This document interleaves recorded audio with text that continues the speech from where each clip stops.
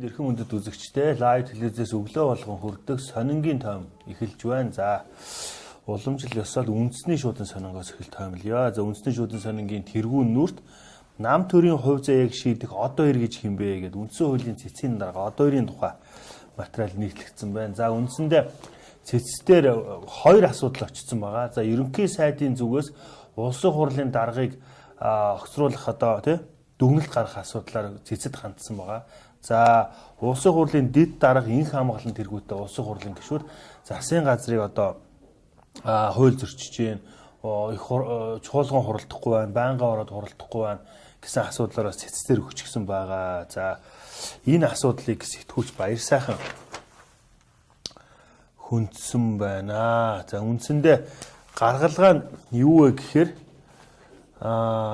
Элсний 13 гэдэг бүлэг байсан. За 2012-оос бишээ 2008-аас 12 онд Элсний 12 гэж бүлэг байгаад 2010 биш байна. 2004-өөс 2008 онд Элсний 13 гэж байсан. За тэр үед тухайн үед одоо үндсүүлийн цэцгийн дарга од баяр гишүүн байсан. Тэгээд засгийн газрыг одоо унгах бичигт гарын үсэг зурж байсан.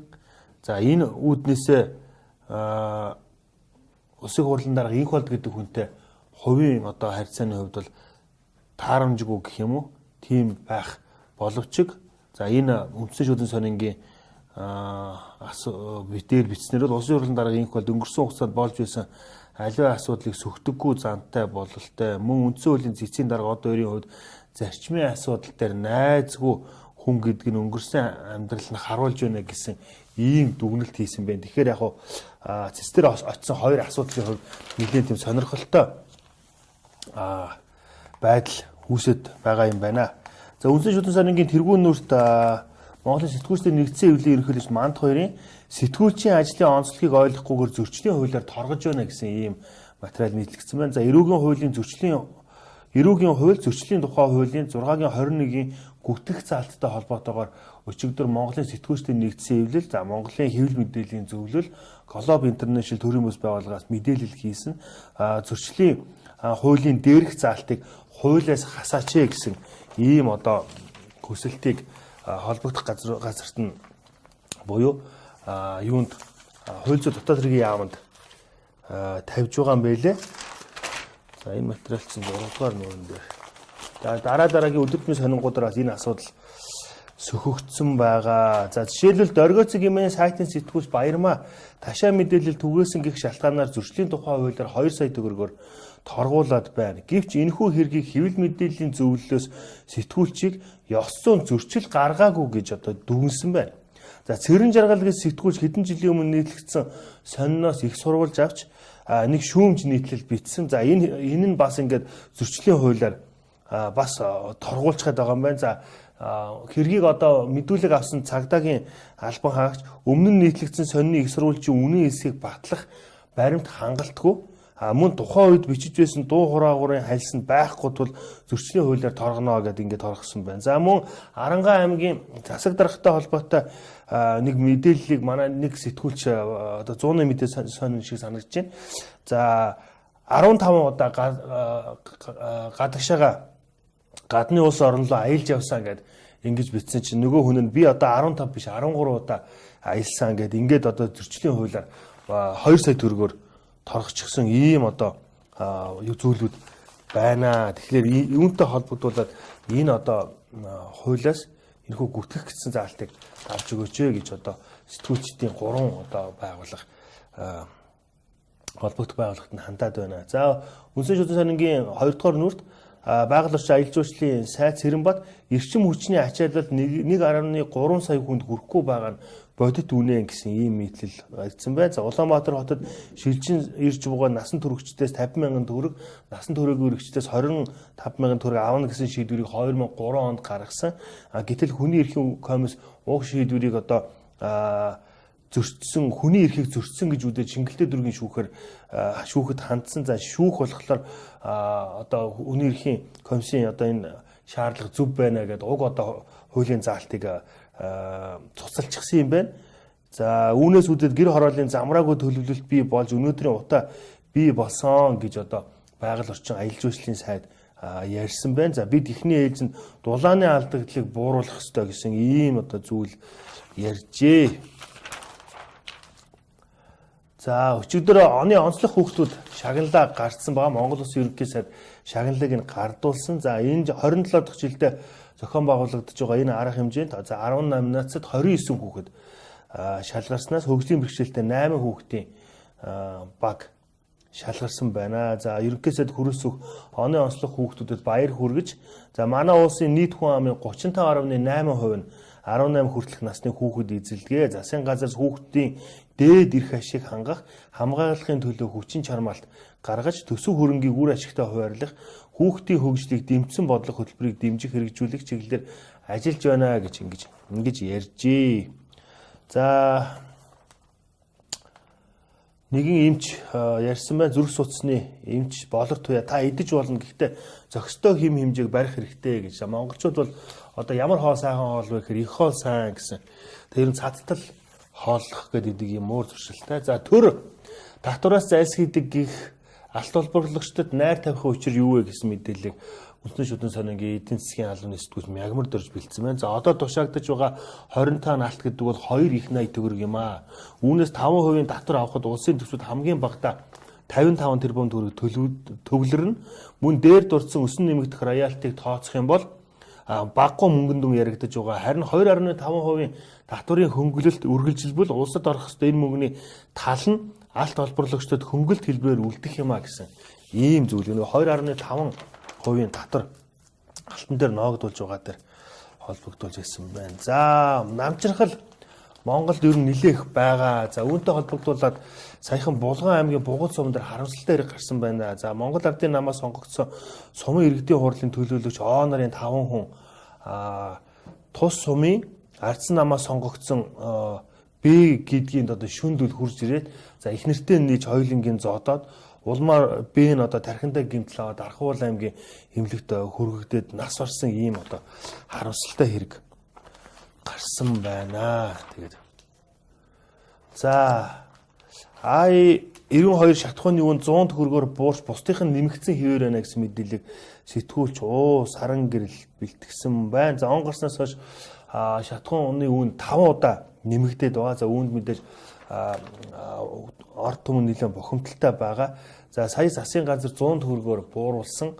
Гэтэл энэ зөвхөн 92 бензин дээр яригдчихэж байгаа юм байна. Дахиад нэг 100 төгрөгөөр буурна гэж одоо ярьж байгаа. Гэвч одоо 95-ийн үн одоо 2345, дизель цэсний үн 2385 төгрөгөөс огт буугаагүй хэвээр байгаа тухай энэ үндэсний шүүхийн сонин дээр асуудал хүнд битсэн байна. За хаавал дүүрэг сонгон архын дүүргийн нэгдсэн эмнэлэг дээр ханаа томоотой холбоотой өвчлөл юу н хэр байгааг одоо сэтгүүлч бэлдсэн байна. За хаавал дүүргийн нэгдсэн эмнэлэгт өчигдрийн байдлаар нийт 175 хүүхэд хэвтэж хөвжлүүлж байгаа юм байна. Ялангуяа нэг хүртэлх насны хүүхдүүд ихээр хэвтэж байгаа. Ийм байна. За сонгон архын дүүргийн эмнэлэгт хүүхдийн 165 орон дээр 280 хүүхэд 115 хүүхэд нь одоо за 30 ортой хүүхдийн 3 дахь тасыг нээж ажиллуулж байгаа гэхээр цаана нэг 60-70-аад хүүхэд оргүй байгаа юм болоо да. Сүүлийн 7 хоногт 250-аас буугаагүй гэж байна хэвтэж имжлүүлсэн хүүхдүүд. За нийт ирж үзүүлж байгаа хүүхдийн 30 орчим хувь нь хэвтээд 70 орчим хувийг нь одоо зөвлөгөө өгөөд буцааж байгаа юм байна. За нийт ирж байгаа хүүхдийн 90 орчим хувь нь 5 хүртэлх насны хүүхдүүд байгаа. Оншийн хувьд 30% нь хатгалгаа, 60-аас 70% нь ларингит, бронхспазм, бронхит оншоор эмчлэгдэж байгаа гэсэн ийм мэдээлэл өгсөн байна. За Ахмад сэтгүүл соёлын гавь зүтгэлтэн лувсан доогийн гүнсэн хол биш гэсэн ийм одоо нийтлэл хэлсэн байна. Сумын бүхий холбооны 25 жилийн болж байгаатай холбогдуулан тус нийтлэлийг бичжээ. За шарав жамцын нисдэг жаал гэдэг нийтлэлийг сэтгүүлч спортын сэтгүүлч мөнхц бол бэлтгэсэн байна. За шарав жамцын 2 хүн инхийн од, мөнхийн од гэж өсвөр насны сагсан бөмбөгийн аврал шалгаруулах тэмцээнд төрүүлж нэг хүн шилдэг тоглогчоор шалгарч байсан. За одоо инх од нь Америкийн нэгдсэн улсын академид Legacy Christian Academy дунд сургуульд сурж байгаа юм байна. За Knights гэдэг багт хүчин зүтгэдэг. Өдгөө 16 настай 198 см тогтдог ийм тамирчин байгаа юм байна. Аавынхны хувьд одоо Facebook хуудсан дээр хүүгээрээ их бахархаж байна. Ингээд хүү маань ингээд 6 сарын дараа сайн сагсан бөмбөгийн багта сургуульд орохно гэж одоо ингэж бичижсэн байна. За төгс цогцны дулааныг Баатар ууган отхон далаанаар үзнэ гэсэн. За мэрэгжлийн бокс дээр 3 жилийн өмнө мэрэгжлийн бокст хөл тавьсан гавья тамирчин төгс цогт 10 удаа тулалдахад 10 удаа ялаад байгаа. За эх сарын 1 сарын 26-нд хөнгөн жингийн аврагын бүсийн төлөө зодоглоно. За энэ бас тэмцээн спорт сонирхогчдын дунд нэлээд одоо анхаарал татаад байгаа. За Үндэс шатны сангийн арын нүүрт за Nomadic контент компани ботхон үндсийн төсөл нийгмийн хариуцлагын хүрээнд эхний бүтээл болох миний бэлэг гэж номоо харааны бэрхшээлтэй хүүхдүүдэд зориулсан брайлаар хэвлүүлсэн ийм одоо сайхан мэдээлэл байна. За дөөрийн дуучин анх хоёр Римский-Корсаковын нэрэмжит уралдааныг тэргүүллээ гэсэн ийм мэдээлэл Үндэс шатны санд гарчээ. За дараа нь та бүхэнд өнөөдөр сонингоос тоймолж хүргэе.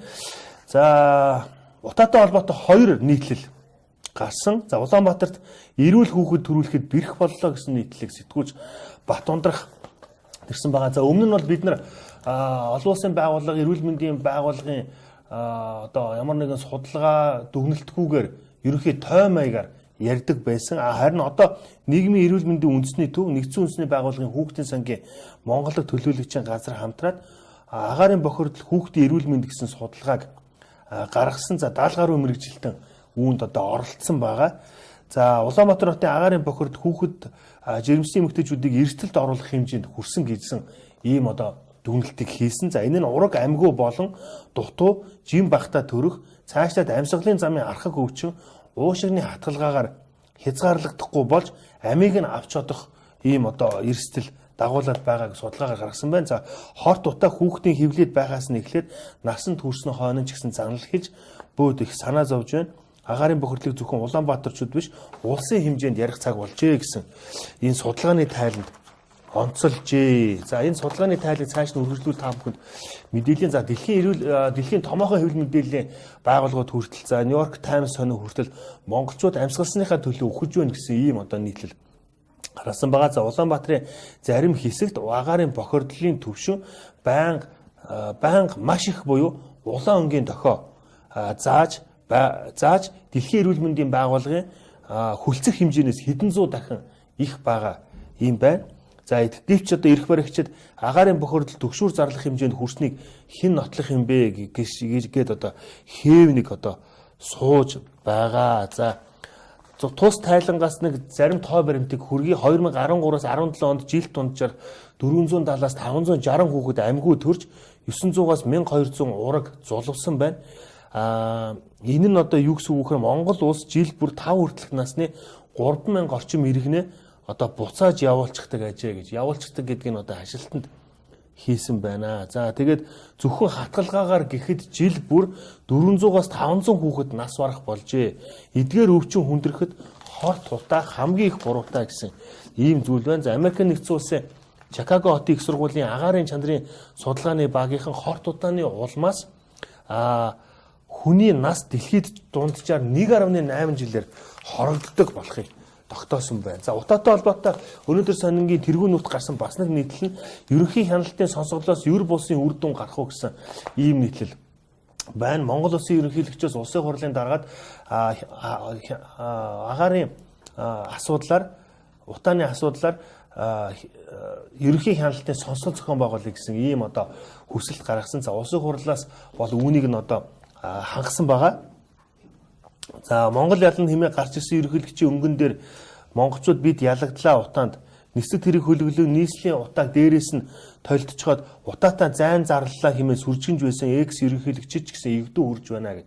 За элбэгдэрж ерөнхийлөгч маань нэг иймэрхүү юм хийсэн. За одоо шийдвэр гаргагчид эрх мэдэлтнүүд утааны нөхцөл байдалтай газар дээр нь очиж танилцсан гэж галзуурхаа болчихоо гэж. Галзуурхаа гэдэг нь хашаалтанд хийсэн байгаа. Ард түмнээ ингэж доромжлох хэрэггүй.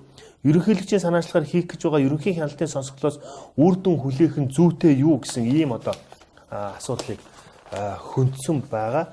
За ерөнхийлөгч Баттуулга одоо ерөнхий сонсгол явуулъя гэсэн за улсын хурал ерөнхийлөгчийн хүсэлтийг дэмжсэн улмаар байгаль орчин хүнс хөдөө аж ахуйн байнгын хороонд сонсголын тов одоо тогтоох болон зохион байгуулалтын бусад асуудлыг хилцүүлэхийг чиглэл болгосон. За ер нь бол нийтийн сонсгол гэдэг нь утаатай холбоотой асуудлыг хариуцдаг бүх одоо эрх мэдэлтэй албан тушаалтнууд нэгд орж цуглана. За ер нь бол нэлээд сайн мэдээлэл авах юм сайн талтай байгаа. Гэвч мэдээлэл авснаар зөвхөн асуудлыг бол шийдэхгүй гэсэн ерөнхий юм зүйлийг энэ өнөөдөр сондор бичсэн байгаа. За өнгөр 2008-аас 2016 онд бид нэр 550 тэрбум төгрөгийг одоо утаага арилгана гээд одоо зарцуулчихсан байгаа. За улсын хурал сонсгол зохион байгуулсан туршлага ер нь байхгүй юм байна. Уг нь сонсголын явцад хилцүүлэхт оролцдгоос хамаагүй олон хүн байр суурьаа илэрхийлэх боломж бүрддэг нь түүний одоо давуу тал. Гэвч улиг болсон зүйлээ давтаж ойрлж хашгичаад дуусах уу? Улаанбаатарын утааг яаж бууруулахаа ядаж ойлголцож дөнгөх болов уу гэсэн ийм одоо дүгнэлтийг сэтгүүлж номин бичжээ. За дараа нь та бүхэндээ нийгмийн даатгалтай холбоотой нэгэн одоо таатай мэдээлэл хүргэе. Ялангуяа орон нутгийн иргэдэд энэ одоо шийдвэр нь нэлээд одоо эргээр тусах юм байна. За учир нь нийгмийн даатгалын лавлгааг заавал одоо аймаг руу ч юм уу төвсөрөн газар руу очиж авдаг байсныг за нийгмийн даатгалын ерөнхий газар, архивын ерөнхий газартай хамтраад за орон нутагта архиваар дамжуулаад нийгмийн даатгалын одоо лавлгаагаа авах ийм одоо болж байгаа юм байна. За энэ нь эрэг сараас хэрэгжүүлнэ. Ингэснээр иргэдийг чирэгдүүлж ийш тийш явуулах шаардлагагүй болно гэдэг нийгмийн даатгалын ерөнхий газрын дарга зоригт тэгтгүр тогтоолгох иргэд лавлгаа авахын тулд орон нутг руу явах шаардлагагүй гэсэн ийм одоо нэг таатай мэдээллийг үндэсний өнөөдөр сонин нийтэлсэн байна. За хаягдал сүрэл ашиглан малын нэмэлт хичээл хийх боломжтой тухай хөдөө аж ахуйн их сургуулийн биотехнологийн үржүүлгийн тэмцээн багш магистр Эрдэнэ одоо нээж гаргаад байгаа юм байна. За улсын хэмжээнд 187 мянган тонн хичээл бэлтгэх төлөвлөгөөтэй байсан ч 117 мянган тонныг хураан авсан дүн мэдээтэй. Иймээс дутагдлаа нөхөхийн тулд 40 гаруй тэрбум төгрөгийг гадаадаас малын хичээл худалдаж авахд зарцуулаад байгаа маань. Хэрв хаягдал сүрэл ашиглан малын хичээл нэмэлт хичээл хийж эхлэх юм бол энэ одоо жил бүр гэх юм уу дунджаар те гадаадаас 40 тэрбум төгрөгөөр малын хичээл худалдаж авах энэ одоо зүйл байхгүй болно гэсэн ийм одоо зүйлийг сэтгүүлч баясгалан бэлтгэжээ. За өнөөдөр сонингийн сэтгүүл мягмар жаргал за глобалын төрийн бус байгууллагын тэргүүн наран жаргалаар гүтэх заалтыг сэргээвэл олон улсын өмнө хүлээсэн үүргээс ухарж байгаа хэрэгэ гэсэн ийм зүйл ярьсан байна. За хууль зүйн дид сайд инх хоёр редакцтай эрзаагцгүй хэмээн зааглаж хариуцлага тооцох заалт оруулна гэж. За редакцтай сайт, редакцгүй сайт гэсэн ийм одоо зүйл бий болцоход байгаа. За сархтыг суллах амархан харин лонхыг нь яах вэ гэдэг энэ архины шил байгальд задрахтаа 4000 жил болдог гэсэн ийм зүйл ийм одоо харамсалтай тоо баримт байдаг юм байна. Гэвч одоо Монголд арх үйлдвэрлэдэг компаниуд архиа зарж мэдхээс шилээ буцааж ерөөс огт авахаа болсон. За энэ асуудлыг сэтгүүлч ган чимэг бэлтгэжээ. За Монгол улс жилдээ 25,000 гаруй тонн лонх импортоор оруулж ирдэг юм байна. Эдгээрийг зөвхөн бүгд найрамдах хятадаар дуусаас ямар ч татваргүйгээр оруулж ирж байгаа. Тухайлбал болор архины шилийг 8,000 төгрөгөөр, гоолд чингисийнхийг 5,000 төгрөгөөр, соёмбын шилийг 10 гаруй мянган төгрөгөөр урд хоршоос оруулж ирдэг юм байна. Бидний хэрэгжилж байгаа архины үний 5,000-аас 10,000 гаруй төгрөг нь импортын шилний зардалд ингэж явдаг.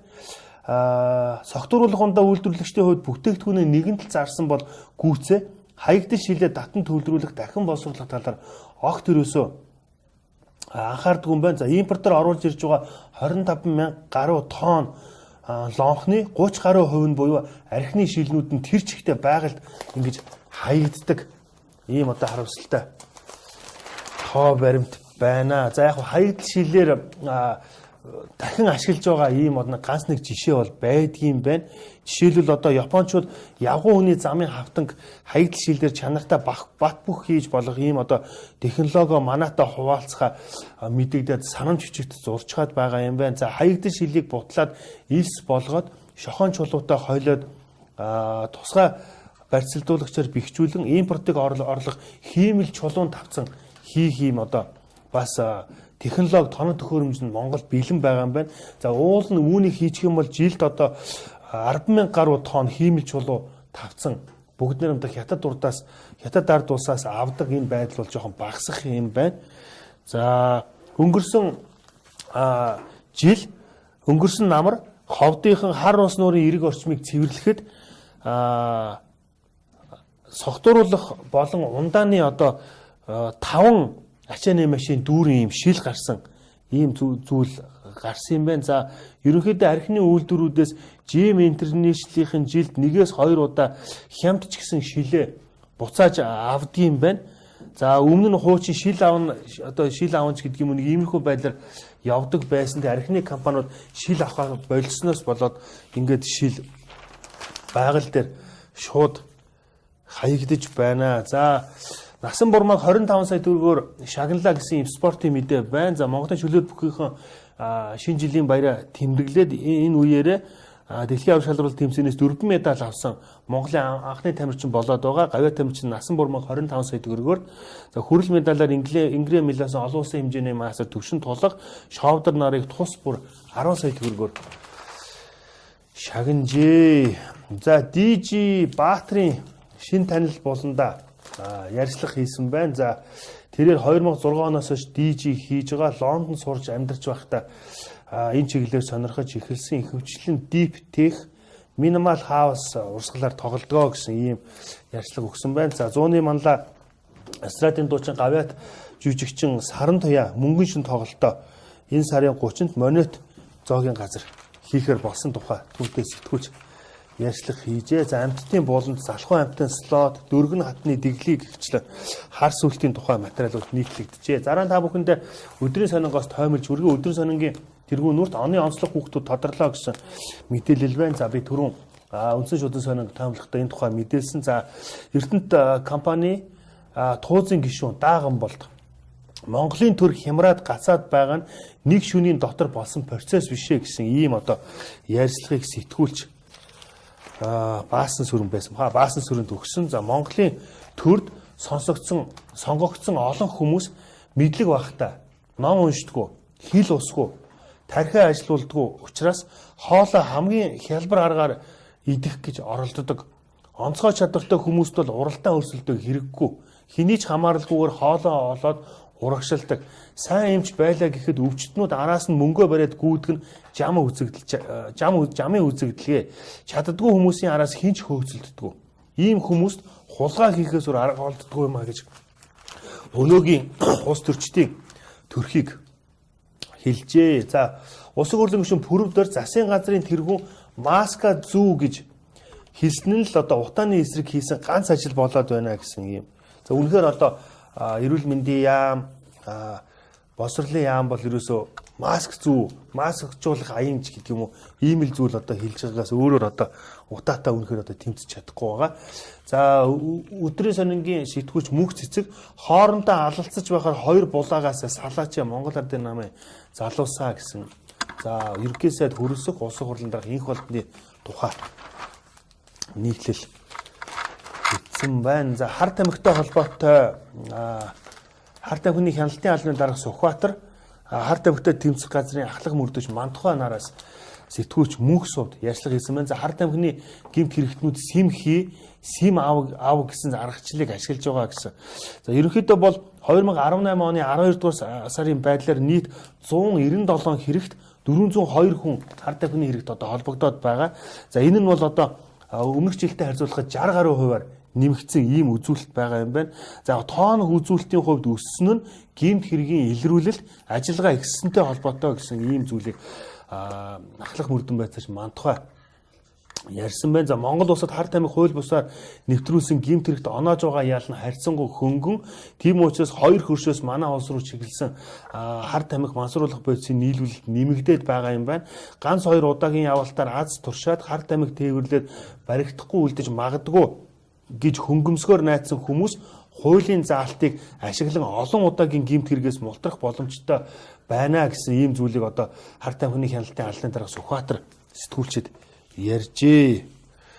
За махболт холбогдох хэргийг шүүхэд шилжүүлээд байгаа юм байна. За зам тээвэр хөгжлийн яамны төрийн захиргаа удирдлагын газрын дарга махбол тус яамны бас газрын дарга агсан гомс хөрөнгө ажлын одоо яамн дээр амь насыг нь хөнөөсөн. За прокуророос хавц тэрэгт хяналт тавиад дуусаад харьяа дүүргийн шүүхэд шилжүүлж байгаа талаар нийслэлийн прокурорын газрын дарга Баяр Магнаа өчигдөр мэдээлэл хийжээ. За ерөнхийлөгчийн зарилгаар 3 иргэн манай улсын гадаадын 3 иргэн манай улсын харьяат болсон юм байна. За гадаадын харьяатын газар Монгол улсад хууль бусаар хөдөлмөр эрхэлж байсан 29 улсын 531 иргэнийг энэ жил албадан гаргасан байна. За үүнээс 372 нь буюу 70% нь бүгд найрамдах хятад ард улсын иргэн, 42 нь бүгд найрамдах ардсан Солонгос ард улсын иргэн байсан байна. За гадаадын харьяатын газарт гадаадын иргэн харьяатын газарт Монгол улсын харьяат болох хүсэлт гаргасан 3 улсын 13 иргэн харьяалалгүй 8 хүний нийт 21 хүсэлт ирснээс Монгол улсын ерөнхийлөгчийн 2 удаагийн зарилгаар 2 улсын 3 иргэнийг Монгол улсын харьяат болгожээ. За Улаанбаатар хотод хот орчимд 872 удаа газар хөдөлсөн тухай өчигдөр манай Live TV цэгийн сайт мэдээлсэн. За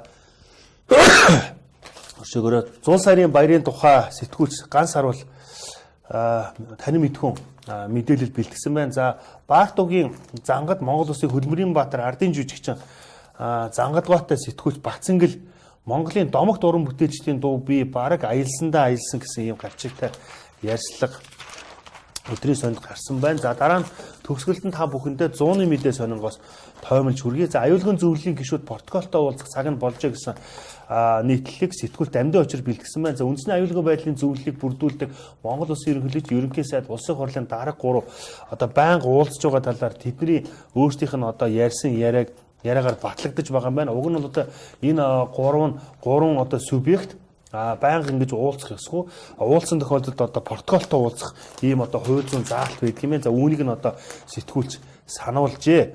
За Эрчим хүчний сайд даваас өрн нийслэлийн өрхүүдийг шахмал түвшээр бүрэн хангана гэсэн ийм одоо ярьцлагыг өгсөн байна. За сайжруулсан түвш нэлээд эрэлттэй байгаа. Үйлдвэр сард 10,000 тонн сайжруулсан шахмал түвш үйлдвэрлэх хүчин чадалтай гэсэн ийм одоо зүйлийг ярьсан байна. За эргэж сануулхад Сонгон архын дүргээс сонгогдсон Нямбаатар гишүүн сайжруулсан түвшийг тойрог дээрээ туршихад гэрт бол дулаана хангаж байгаа. Харин байшинд бол хангахгүй байгаа гэсэн ийм зүйлийг одоо өдрийн сонин дээр ярьсан. За 4 сая $1 асуудал эзэнгүү болоод дуусах вэ гэсэн ийм нийтлэлийг сэтгүүлч 100-ны мэдээ сонингийн сэтгүүлч Бацайхан хүндсэн байна. За Алтан дорд Монгол компани ерөнхий захирал гам бол тухайн үед улсын ерөнхий прокурор байсан дорлогч жов 4 сая $1 өгсөн гэсэн ийм одоо зүйл телевизээр ярьсан. За үүний хариуд нь бас ерөнхий прокурор асан дорлогжов. За $2 сая бол ерөөсө манай дүүгийн дансанд гам бол санамсаргүй байдлаар шилжүүлсэн байлээ. Тэгээ бид нар бодоо тэр мөнгийг нь